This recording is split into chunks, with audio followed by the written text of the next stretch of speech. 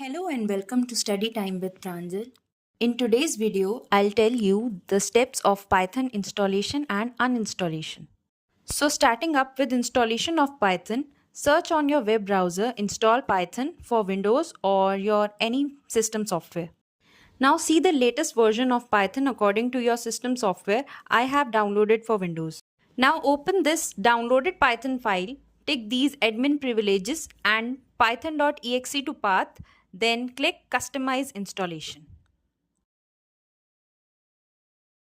Now tick all the optional features and press Next.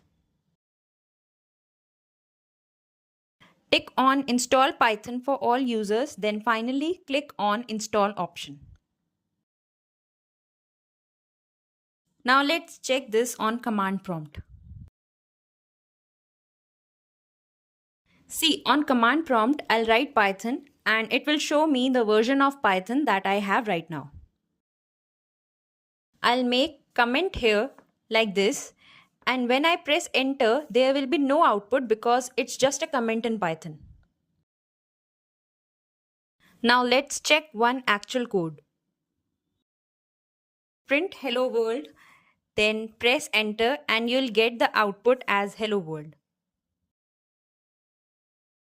So we got the output, that means our Python is running properly.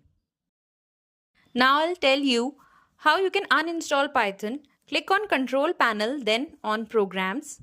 You will find Python file or just simply write it in the search bar Python. You'll see Python file and Python launcher. We have to uninstall both of these. Right click on it and press uninstall. Now right click on Python launcher and click on uninstall. I hope you like this video, then please like, share and subscribe to this channel. I'll see you soon in the next video. Till then, bye bye, take care.